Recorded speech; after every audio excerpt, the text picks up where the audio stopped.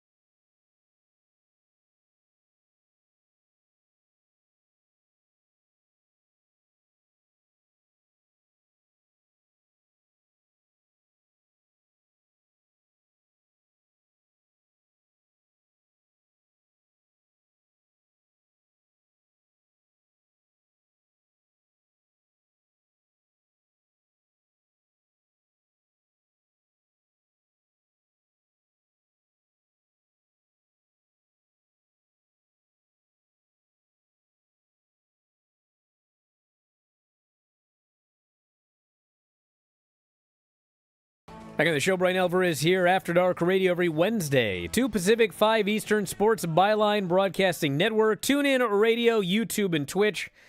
I want to apologize for that opening segment. I spent that entire 2 minutes trying not to sneeze, if you're wondering why I was struggling. But we are joined today by a very special guest. John Kachuba is joining us here today. We're going to talk about ghosts and a number of other topics. John, how you doing today? I'm doing fine, Brian. Thanks. So, 12 books. Is that right? 15. 15. Sorry. I'm outdated. Time flies. It does fly. So, you write about, you write fiction and nonfiction books, both. And I guess the question, and I think I know the answer, but I'll ask anyway. I would presume that you were interested in ghosts and were writing nonfiction books before you began writing fiction. Is that right? Yeah, I think that's probably true, Brian. Most of my paranormal books were nonfiction, especially the ghost hunting books about Ohio and Illinois and some of the other ones. But I do have 2 paranormal novels that came out after I started doing the nonfiction. So, yeah, the nonfiction in a lot of ways was research for some of the fiction that I used, so, yeah. Now, did you always want to write fiction, or what was it that made you decide, I'm going to write a fiction version of these books that I've written about real-life incidents? Well, the answer to the question is I've always wanted to write fiction since I was like 10 years old. I mean, all my life I've wanted to be a writer, and finally, at one point in my life said this is what I'm going to do full time, and I did.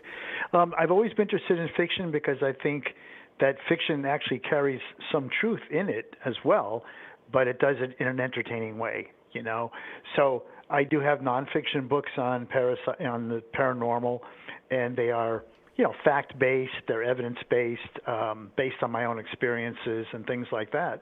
But the fiction, no, it's a flight of fantasy in a lot of ways, but it is based on some of the actual things that I've encountered or that I've learned over the years in my research. So I've always wanted to write fiction, but I write a lot of nonfiction as well too. So I just like to write.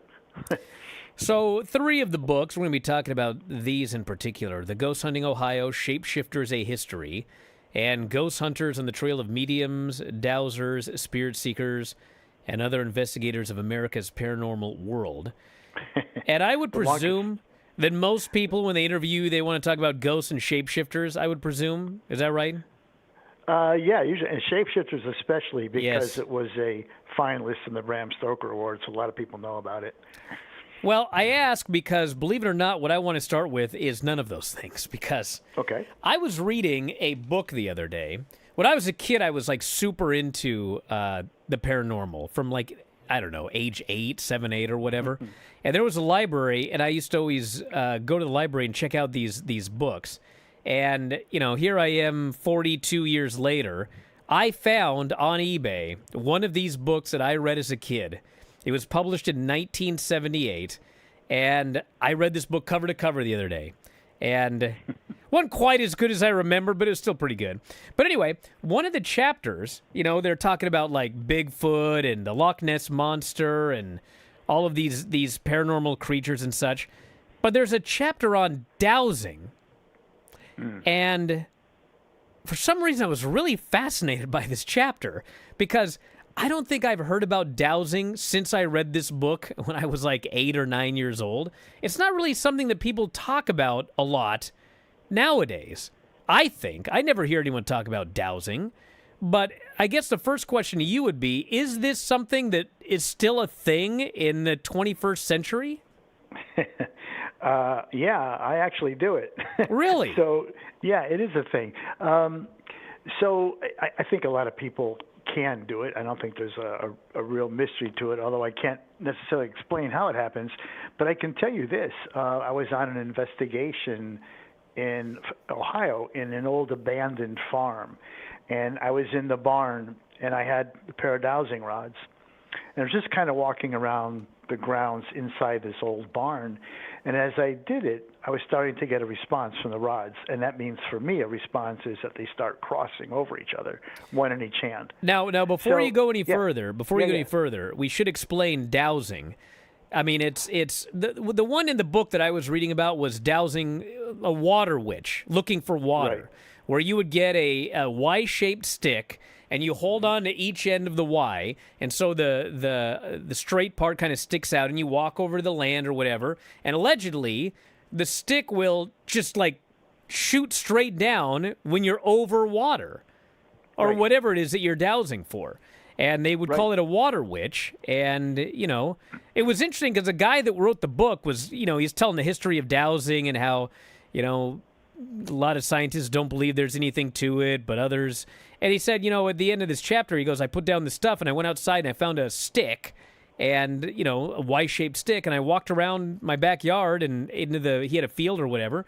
And he goes, all of a sudden, like, it was weird. It pointed straight down, and I didn't do anything, and he didn't dig, but he just thought it was bizarre that this stick behaved in this manner. So tell us the kind of dowsing you do.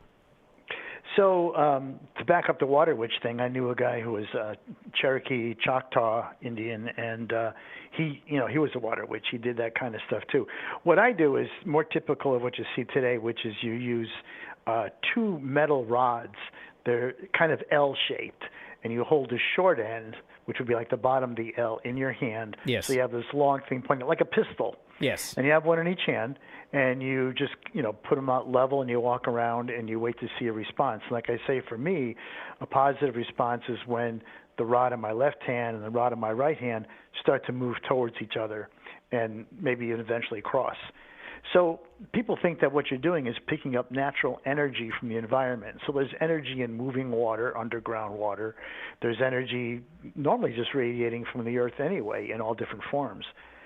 So I was in a barn and just kind of walking around with these dowsing rods, and they started to react in a positive way. So I kept moving, and if you do that, you're able to sort of map out a section everywhere where the rods cross. So I kind of walked around and mapped out like the section maybe 10 feet by 8. And I couldn't figure what the heck, what am I over? I'm just in an old abandoned barn. And there was a person there who knew a lot about the barn, and he happened to walk in while he was doing that. And he asked me what I was doing, and I told him. And I said, I don't know, there's something here. And he said, oh, you found the car. I said, The car? He buried a car? Right. That's what he said. He said, there's a car buried under here. Now, the obvious question is, why? And is there anybody in the car? Which he didn't answer any of those questions. But apparently I did find a car under there. But I use it. I use it if I go into a location that's supposed to be haunted, allegedly haunted. I just kind of walk around with those and see if I get any kind of a reaction from the rods. And if I do, I'll tell other people that I'm there, hey, check out this area here in the corner or whatever where I got this reaction. Use some of your electronic things or whatever devices you may have and see what you get. And frequently I'll get also their response, which will be, oh yeah, it just lit up my my K1 meter or something like that. In other words, they got some response on some of their electric devices too. But I have to tell you, I saw a cable guy who actually had dowsing rods in his truck, and he used them to find buried electric lines on the property that he was working on. So it's still being used. People are still out there with it. How about that? Yeah, man, I read that chapter and I was just... Because I remember when I was a little kid, there would be like Bugs Bunny cartoons, if I recall correctly, where they would be dowsing. But, I hadn't heard about it in years and years and years. It's one of those things you read about and you're like, I remember that when I was a kid, but I never hear about it anymore. So there you go. If you want more, guys, ghost hunters on the trail of mediums, dowsers, spirit seekers, and other investigators of America's paranormal world. We'll be back in a moment. More John Kachuba, After Dark Radio, Sports Byline Broadcasting Network.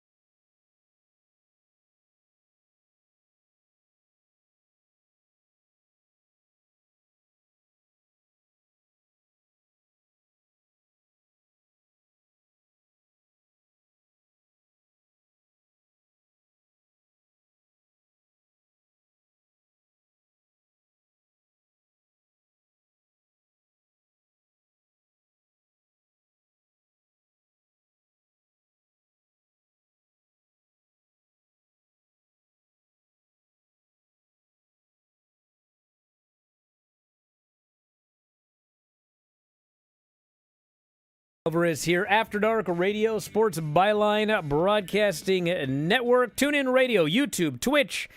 Very happy today to be joined by John Kachuba. And Ghost Hunting Ohio is one of your books. You've actually got Iowa and what was the other one, Illinois? Well, there's actually 2 Ghost Hunting Ohio books, and there's an Illinois book. Okay. And they're all part of a series of there might be 15 or 16 state books now. I also edited that series for the publisher. I see. Okay. Where are you from? Well, I grew up back east. I was born in New York City, grew up back east, but I currently live in Cincinnati and have been in Ohio now for probably 30 years. Okay. Hence the Ohio ghost hunting. I have some friends in that area that love this stuff. And what would you say are the most haunted places in Ohio? Well, I think probably the one I'm going to mention, probably everybody that does any of this would know, and that's the Ohio State Reformatory in Mansfield, Ohio, which is basically an old prison, and it was where they filmed The Shawshank Redemption. So if anybody saw that movie, they get an idea what the place looks like. Very active.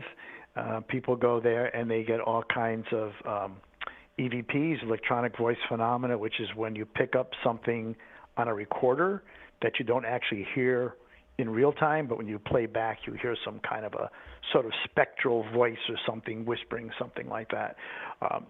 People see things there it's pretty incredible. The real history of the place is pretty bloody, pretty violent, and so it's no wonder that there's a lot of things going on there now. Now, have you ever heard any stories of the folks that put together the Shawshank Redemption having any stories that happened while they were filming there? You know, Brian, I haven't heard any stories like that. There are still some of the props that were used in the movie, and they're still on display in the reformatory, in the prison, the same location where they actually were in the film. So that's kind of cool. They do have a kind of a film-themed tour that you can take there. But I'm not aware of any stories from the crew. That's an interesting thought. I've been there a few times, but have never heard anybody mention that. Is Ohio a particularly haunted state? I mean, you can go and there's books. I mean, you know, there's I don't know if it's the same series, but Weird Washington, I guess it would be different. There's the Weird Washington series. They have one for like every state. And, you know, there's something in every state. But would Ohio rank higher or lower when it comes to paranormal activity? You know, it's weird because I was surprised when I first came out here and started doing this to find out how many allegedly haunted locations there were in the state. And not only that, how many books. I mean, I've written 2 about Ohio, but there's a bunch. And you mentioned the Weird series of different states. And actually the author is in Ohio for that, too. Huh. So I don't know, what's going on with that, but I don't know why it would be any more or, any more prevalent in terms of haunted locations in other states. But I mean, I grew up in New England, and that's old-timey compared to this area, and I don't recall having anywhere near the number of sort of locations that Ohio does. So, but I can't explain why. I mean, I have no idea why that would be true. A lot of Bigfoot sightings in Ohio as well, of all places? There is. We have something we call the Ohio Grassman, yes, or just the Grassman.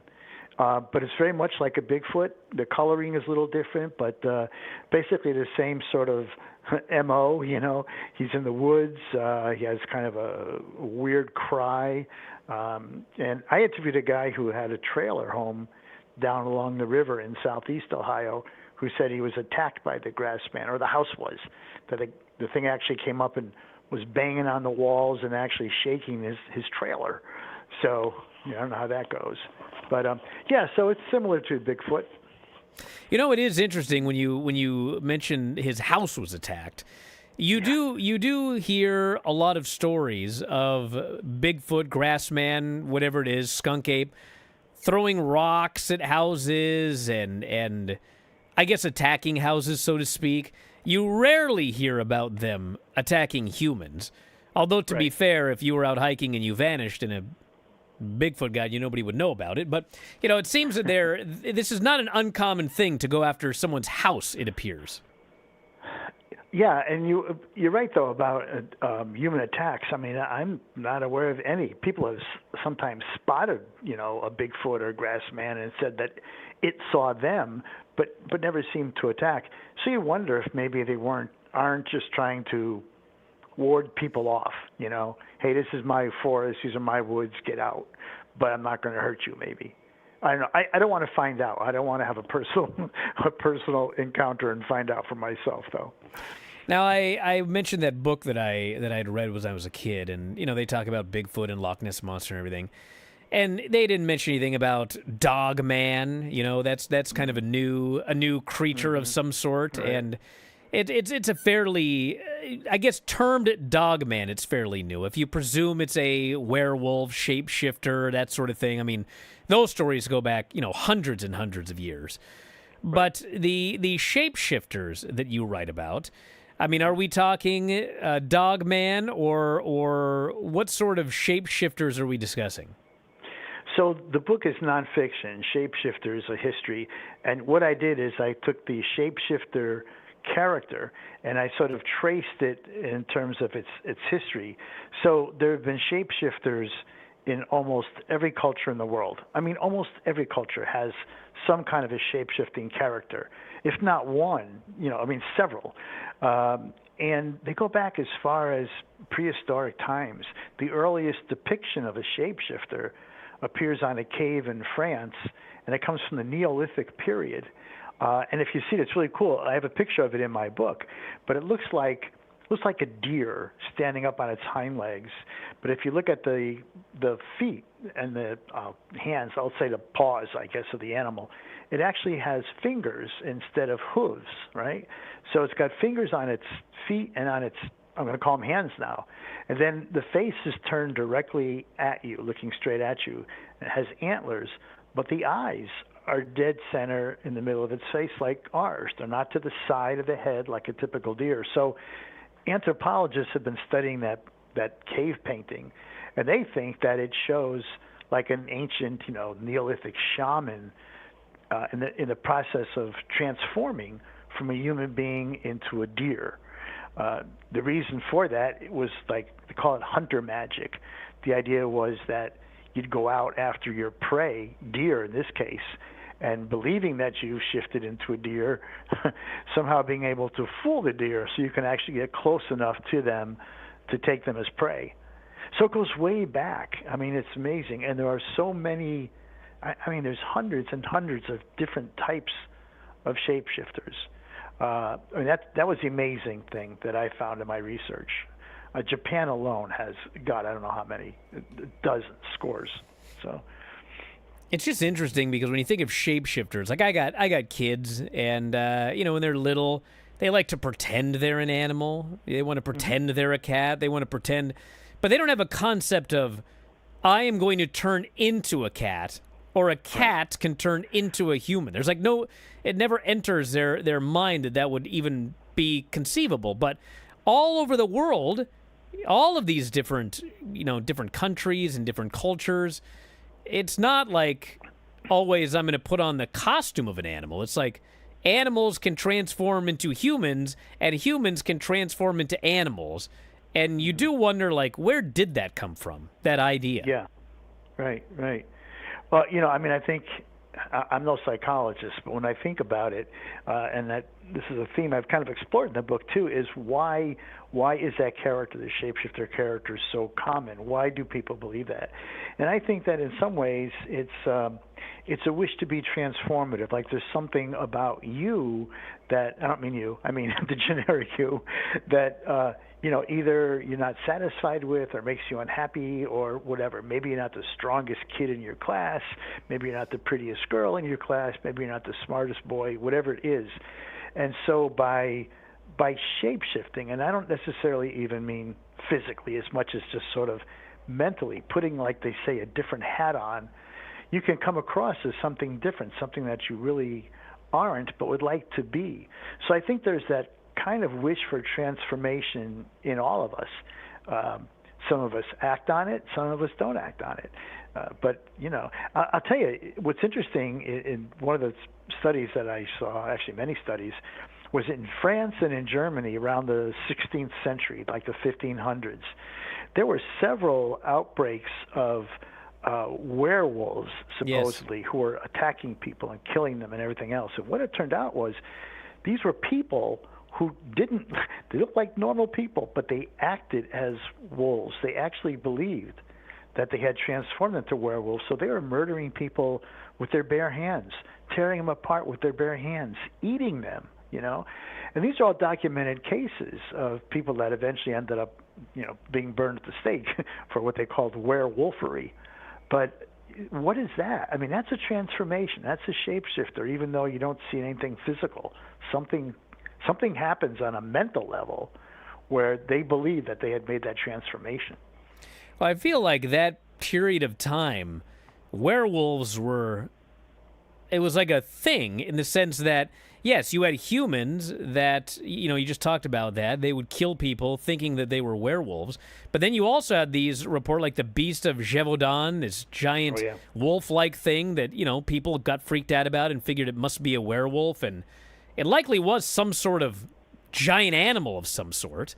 Not necessarily a paranormal animal, but... Yeah. So for part of my research, I was in 8 different countries for shapeshifters. Actually, hold that thought. We gotta head right to a break, but we're gonna pick up right there when we come back. Everybody, After Dark Radio, Sports Byline Broadcasting Network.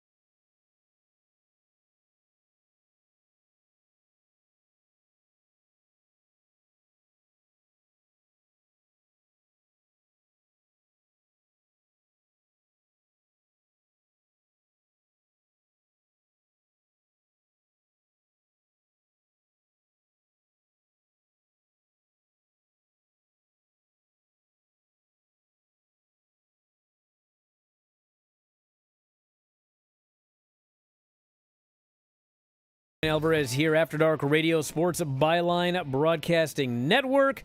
Tune in radio, YouTube, twitch.tv/F4W video. John Kachuba's here.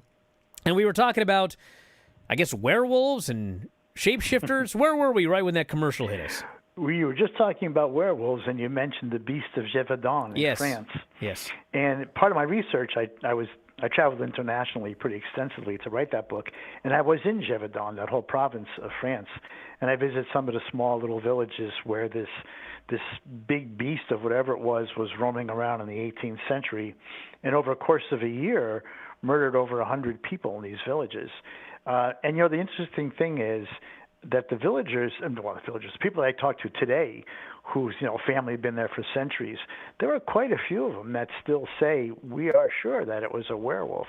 Others are saying no, it was just some kind of a big animal, some kind of a canine wild animal. Although nobody has ever been able to conclusively say what it was, nor is there any corpse, stuffed or not, of the thing that was there. So all we know is that it was there, and that it killed over 100 people, and then now wasn't it? It was killed, right? And then they took. It was one of those things where, and there's so many stories like this historically. There was a body, and they took it somewhere, and then it disappeared from history.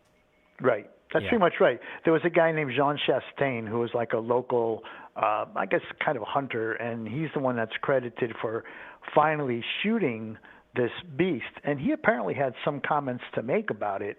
It was reported that he had said that it looked like a big wolf, a really big wolf, but he also said there was something strange about the hands and feet. And if you recall what I said earlier about the deer, he said they looked more human, and he said there was something about the face that had kind of a human aspect to it too. So, what was that? What was he seeing? Was he seeing something in mid-transformation from man to wolf or wolf to man, or was it just some kind of a mutant wolf, or what was it? But yeah, it disappeared. After it was killed, I think the body was turned over to the king, Louis, whatever Louis it was at that point. But it's disappeared from history. So we don't have any evidence. There's drawings, there's sketches of it, but no hard evidence of anything to look at. No forensic evidence, So now, when you write about shapeshifters and such, you've done more research than most people. You've written a book about it. And what is your personal belief about shapeshifters and shapeshifting legends from around the world? Do you think that there is actual shapeshifting, or do you believe these are all stories and you cannot actually transform from a human to an animal and vice versa? Right. So I believe that the stories all have some, I don't want to say basis in truth, but they have a reason to be there. And a lot of times shapeshifter tales that you hear are sort of lessons for people. Like, you don't want to do this because if you do this, this bad thing is going to happen. So especially for children, behave or this guy is going to get you or whatever. So there's a lot of that. Do I believe that an animal or a person can change into an animal and vice versa? No. But I have to say, as I pointed out with these people that were suffering from lycanthropy, the idea that they were wolves, that happens. There are people that, for whatever reason, act out. They have something inside them that says, I'm different than everybody else. I'm really a tiger. I'm really an animal, whatever. And something happens to them. And it's not anything that you can see necessarily. You're not going to see somebody suddenly sprout fangs and hair and all that stuff. But he may start acting weird. And so I think there is something to what I call internal shapeshifters versus like external, where you can actually, the typical werewolf, where you can actually see something happen, So I think there are internal shapeshifters, and I think that's probably scarier than the external because you don't know who they are. And lycanthropy is essentially when you were covered like head to toe with hair. Yeah, sometimes. Not necessarily, but yeah, there have been people that have been born. There's some genetic disorder that causes some people to be really very hairy, like everywhere. that isn't by itself lycanthropy. There's this psychological thing that comes with it, the acting out, where you believe that you are a wolf. And most of these people end up, in insane asylums, mental health facilities. In the early days, the 1600s, they ended up being executed, burnt at the stake. So we've come a long way in that, but there are still people that believe that. And not just wolves. I mean, there are people that believe that they are something other than what they appear to everybody else. Okay, yeah, I guess it's, trying to find it here. There is a genetic mutation. Hypertrichosis is what I'm thinking. There you go. Yeah. There you go. Very rare, fewer than 100 cases documented worldwide.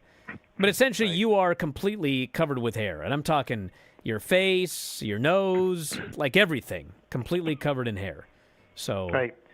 Well, think of some of the carnival sideshow folks that were like that, the bearded lady or whatever, and some of those, actually most of those people were just suffering from some genetic disorder of some kind, Now, what is your take on ghost hunting and ghosts and such? Because, there's no one knows what a ghost is. I mean, everyone, right. Is it a dead person? Is it a spirit? Is it a remnant? Some sort of recording of the past being played back? There's a million theories. But as someone who has done this for a long time and studied it, what do you believe people are seeing and hearing when they have a ghost experience?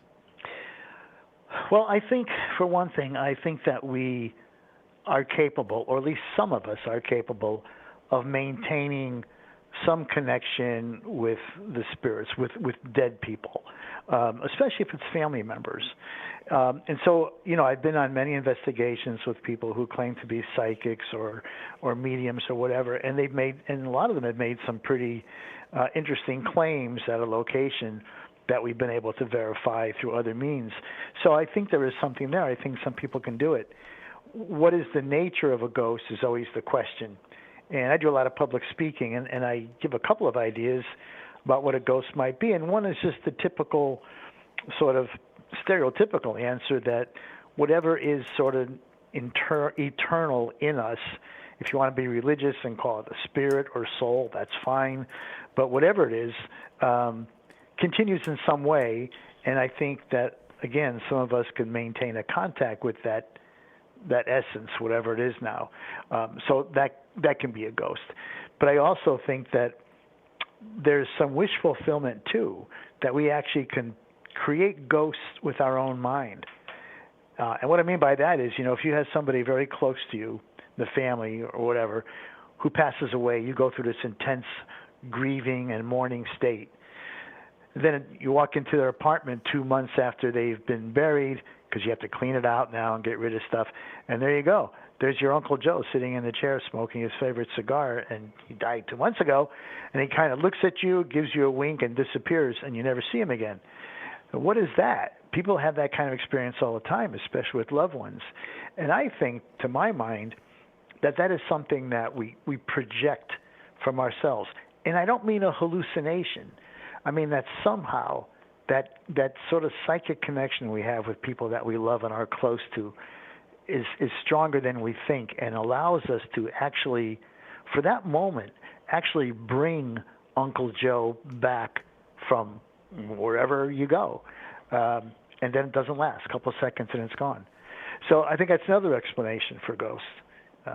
Another one can be that we are in a multiverse instead of a universe. And we know, the physicists tell us that there's all levels of existence, that there's an infinite number of levels of existence. If that's the case, is it possible that under some circumstances, and I don't know what they would be, our reality, you and me here talking on the phone, whatever, bumps up against another reality, sort of another level of reality? And if that's the case, can we get a glimpse into that reality for a moment? And then we say, oh, God, look what we saw, a ghost. And on that side, that person looks into our reality and goes, oh, no, a ghost. And then we're gone. We separate again. And in that couple of seconds, we believe that we saw, a spirit of the dead, a ghost, whatever you want to call it. But we could actually be looking into another reality. an alternate reality, which I think is even more fascinating than coming back from the dead. So there's a lot of theories about what ghosts are, and as you said earlier, we don't know. We don't know. But I guess the bottom line is I do believe that there may be some type of existence for us, probably only in some kind of an energy state, and maybe it's just our consciousness sort of floating around out there. Yeah, I guess that's. Well, this person says, what if it's a demon acting like your lost loved one? I mean, do you subscribe to the idea of demons? Not really. What I feel is if a person was a good person in life, that there's no reason to think that just because they've died that they're going to turn into something like a demon. On the other hand, if they've had a miserable, terrible life and they're horrible, horrible people, Saddam Hussein or, Adolf Hitler or whatever, well, it's pretty unlikely that if their spirit is still roaming around that it's going to be very nice, because they were evil, rotten people to begin with. That's what they're going to be in whatever existence there is. So, I mean, you can call it a demon. I don't believe that there are creatures that were never corporeal, never had a body or came to earth or whatever, that are demons, or angels for that matter. I think they're all sort of psychic characters in a way that came from somewhere other than we know of. We have someone here saying, I want to hear more about this grass man. I mean, is there any real difference between the grass man and Bigfoot, size, anything of that nature? Well, they're about the same size. The color seems to be usually different, though. When you think of Bigfoot, every photo and everything else that I've read about him tends to talk about him being like a dark brown to black, reddish brown to black, somewhere in that range. The grassman seems to be lighter in color. He seems to be more gray than anything. But everything else about him seems very much like the grassman. People that say like Bigfoot, people that say they've heard grassman, it sounds like the same kind of howls and everything that you hear supposedly from Bigfoot. And he tends to be seen or discovered in areas like Bigfoot, deep forests, that kind of thing. So there's a lot of similarities. And I really believe that there are cryptos, as they call them, out there. And I don't necessarily think they're paranormal or anything as much as they're just, creatures, animals that we have not really had a chance to discover or know much about, but aren't necessarily, aliens or anything like that. They're just unknown creatures that we share the world with that we don't know anything about because they've been successfully hiding us for so long. Now, you've written a lot on ghosts and shapeshifters and et cetera. I mean, do you follow the cryptid scene very closely? Is that potentially the subject of a future book? I'm not really that close to it. If anything, future books are probably going to be more into the shapeshifter realm. I'm really interested in that psychology.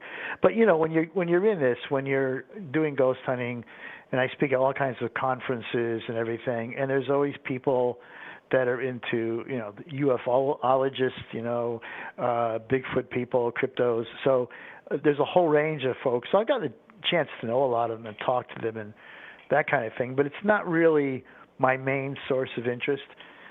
Although I have to say, I spent 4 days and 4 nights in a national forest in southeast Ohio, and found out after that, I was by myself, and found out after that that's where Grassman has been has been sighted a few times, and I didn't get to see him, so I'm kind of disappointed. But there's always this summer. Stand by. We're going to be back in a moment after a commercial. After Dark Radio Sports Byline Broadcasting Network.